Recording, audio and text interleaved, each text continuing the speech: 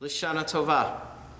On Kol Nidrei, we make it a point to invite everyone, absolutely everyone, to worship together, to seek forgiveness together, and to be together. Liturgically, this is the one night of the year which everyone is welcome regardless of their background. It is the time for us to do tshuva, but not just atoning for the wrongdoing.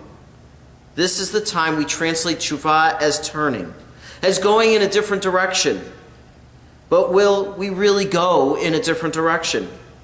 We are welcoming everyone tonight, but will we really mean it after the shofar is blown tomorrow night? Will we find ways to continue to welcome everyone? And do we really welcome strangers? Non-Jews? How about the Jews? It seems to me that we intentionally and unintentionally create barriers before people who want to learn and in front of those who are choosing to make the Jewish community part of their lives. So it is tonight that I think we should begin the discussion of eliminating barriers to those who want to add Jewish values to their lives and who want to add to our strength without diminishing our Jewish identity. In Devarim, chapter 29, verses 9 through 11, Atem nitzavim hayom kulchem lifnei Adonai Elohechem. Rosh shachem, shvitechem, zikunechem v'shotrim, kol ish Yisrael. You stand this day before the Lord your God. Your tribal heads, your elders, your officials, all the men of Israel, your children, your wives, and even the stranger within your camp, from wood chopper to water drawer, to enter into the covenant, into the brit with God. And Rashi comes to explain on those verses that Moshe brought absolutely everyone together to initiate them into the brit, into the covenant with God. And when he says everyone, he meant everyone, including the Gibeonites who choose to join. Now in Joshua's time, Bnei Yisrael, they chose to join Bnei Yisrael even after they had acted cunningly. They were ready to create, the Gibeonites were ready to create a guerrilla war against the Israelites, but changed their minds and joined them. Here our tradition provides us with a strong example that belonging to the Jewish community is not just for the Jews. Associating and belonging to the Jewish community is for each and every person who would like to add Jewish values to their lives. And the responsibility of the Jewish community is to welcome everyone, regardless of their background, if they want to be included. But today, do we really mean it? And if we do, what barriers are we willing to eliminate? What policies and religious positions are we willing to change, to adjust, or even to eliminate? And which policies and positions will we not change? And can we live with the consequences? Robert Putnam and David Campbell, in their book, American Grace, How Religion Divides Us and Unites Us, examined religion in America. And they wrote, unique among nations, America is deeply religious, religiously diverse, and remarkably tolerant. They capture some of the challenges we are facing as a moderate religious community. And they write further, although there is a growing polarization between religious conservatives and secular liberals today, at the same time personal interfaith ties are strengthening, interfaith marriage has increased, and religious identities have become more fluid. More people than ever are friendly with someone of a different faith or no faith at all. Putnam and Campbell show how this denser web of personal ties brings greater interfaith tolerance despite the so-called culture wars. They write that there were 3 seismic shifts in the religious patterns of our culture. The 1960s, when religious observance fell. The 1970s and 80s produced a conservative reaction, the rise of evangelicalism, and the religious right. And since the 1990s, they showed statistics of how young people have abandoned organized religion because of the linkages between faith and conservative politics. And this premise fits into my beliefs that we have not done enough to confront the changing nature of our Jewish community. I am proud of Beth Judah. We have begun those conversations. We are not putting our collective heads in the sand, hoping the issues will go away. We are working to understand the challenges and do our best to adapt and to evolve. The potential merger with Bethel enabled us to strengthen our Kehillah. We voted overwhelmingly for the merger with Bethel. That shows our desire to be open to change and embrace the evolving nature and fluidity of our community. And in the midst of this merger process, we explored who we are and began to think about who we could be. And I think collectively, we want to be a Kehillah that welcomes people who are interested in Judaism, but are unsure of how to connect with and to have a relationship with us. Some of them don't know how. Some of them are afraid to ask the questions, and some who have been part of the family feel estranged because they are different.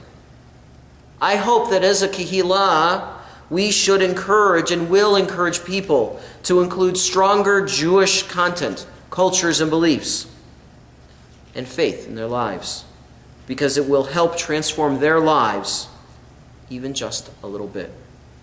And even in the short few months since the merger talks, we are continuing to explore our role in the community and beginning to envision how we would evolve as a congregation meeting the needs of the broader Jewish community. We are spreading a love of Jewish life and leveraging the relationships we have with others, with other synagogues in the greater Philadelphia area. Look at the hundreds of people we welcomed to our Devotion by the Ocean services this summer, or our Shabbat on the Rocks. Those who attended felt connected and included. Over this past year, our mainland committee has planned and held well-attended Friday night services and Shabbat dinners, and more is planned. We are, as a Kehillah, exploring ways to help people add Judaism and Jewish values to their lives, and we are on the right path. But there is much more work to be done as we conduct our communal cheshbon hanefesh, our communal examination of our souls. Just this week, a member asked me about whether or not a non-Jewish parent could come up onto the bima when their child becomes a bar bat mitzvah. My answer was absolutely yes. I told our member asking for a friend that I hope both parents will bless their child on that special day.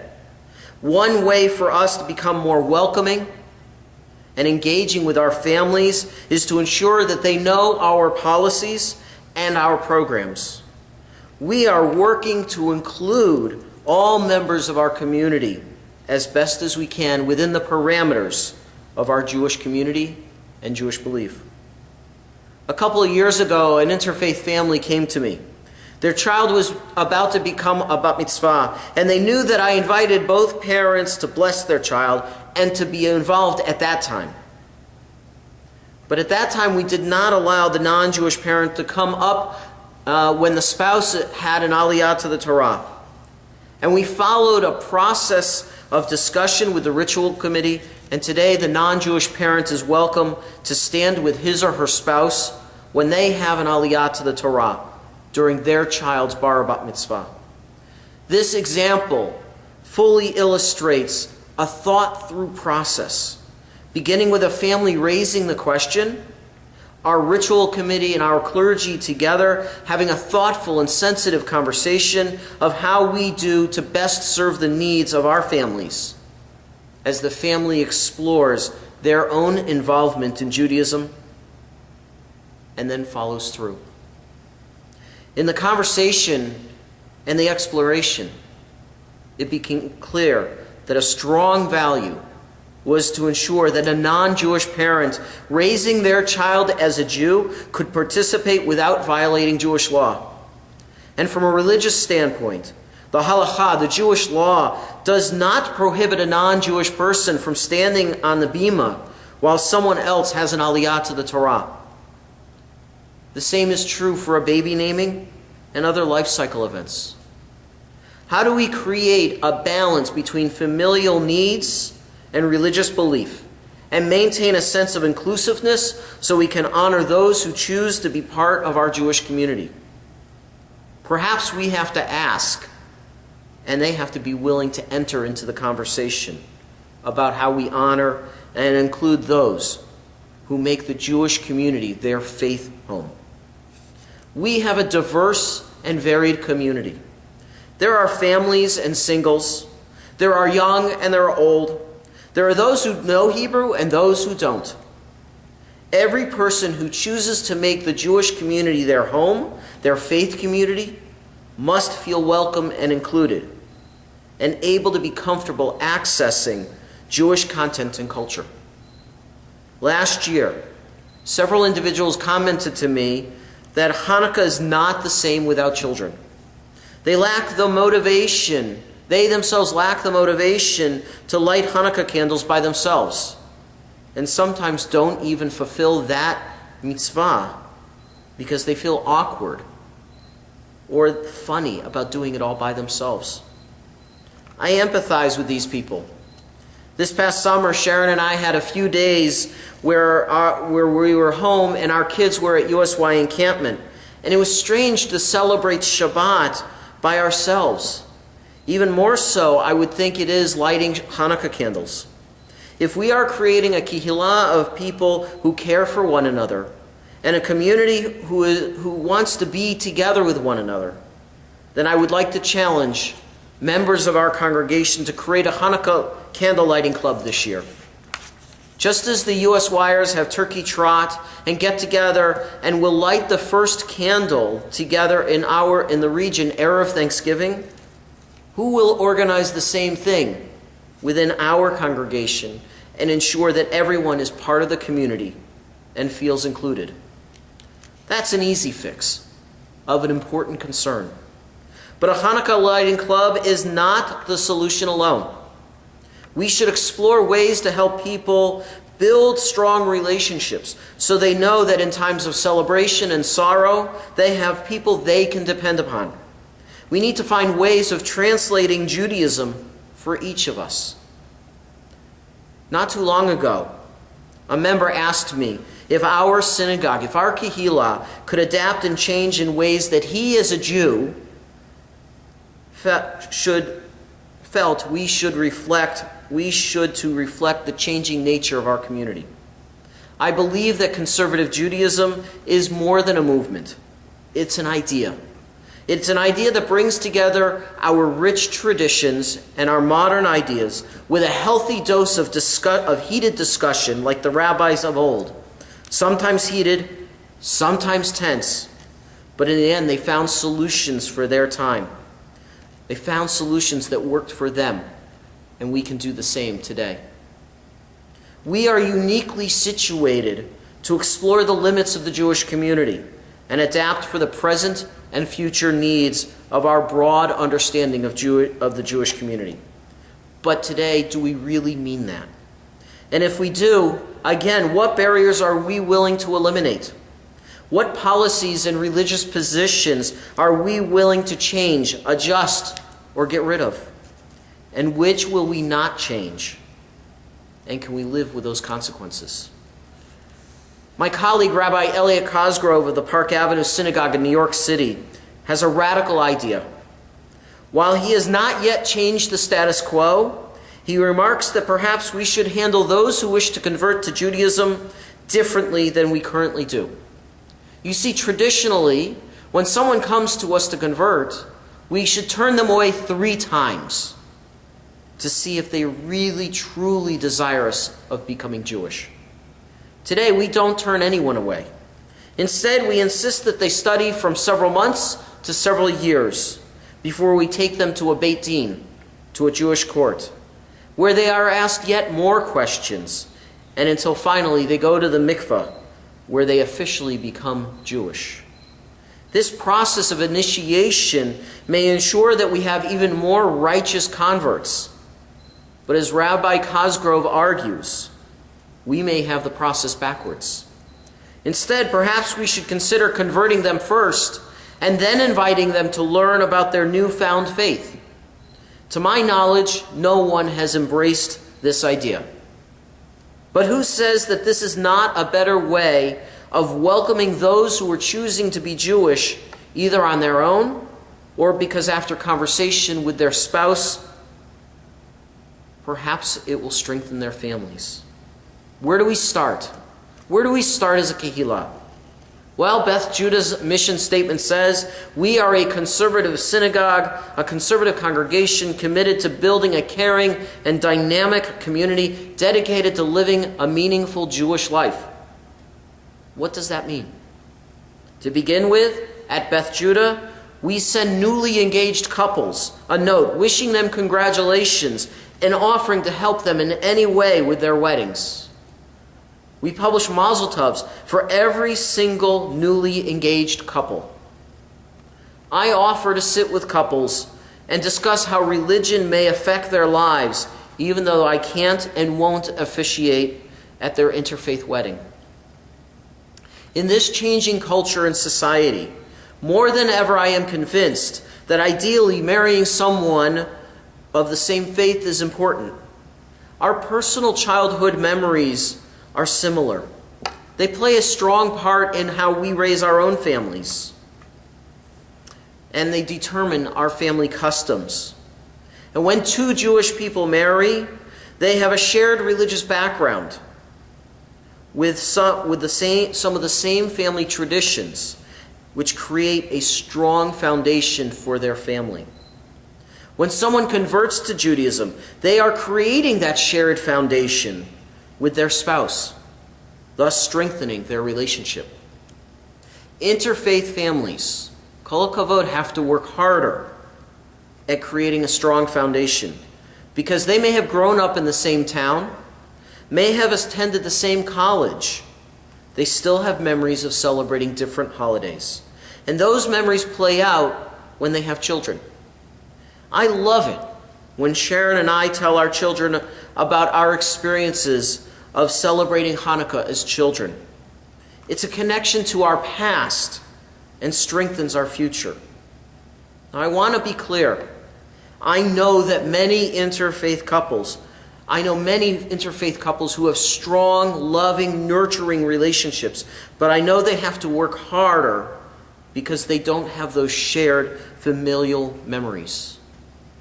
Tonight, as we gather as the Beth Judah family, we are a diverse community of people. Are we ready to go further with how we would include people in our community? Are we ready to test the limits? And if so, then we must find ways to welcome intermarried couples even before they're married and before they have children.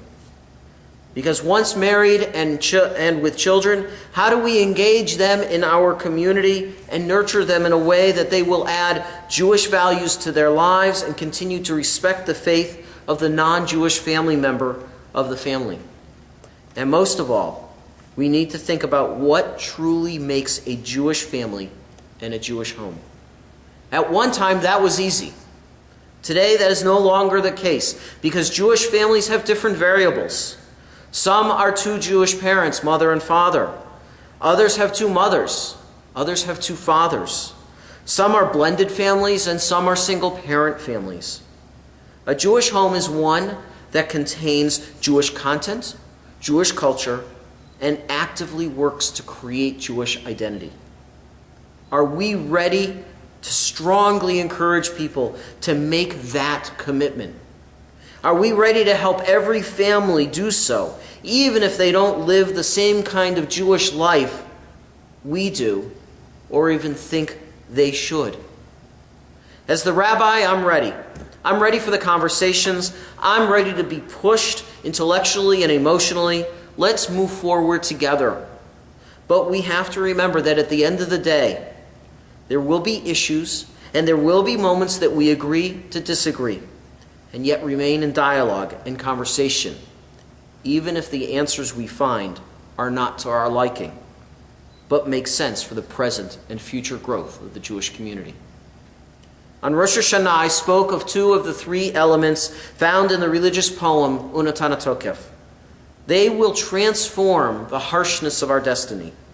That final element is tshuva, which is about recalibrating our lives and our relationships.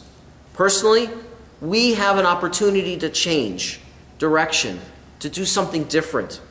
As a kihila, we have an opportunity to recalibrate our community by turning in a new or different direction.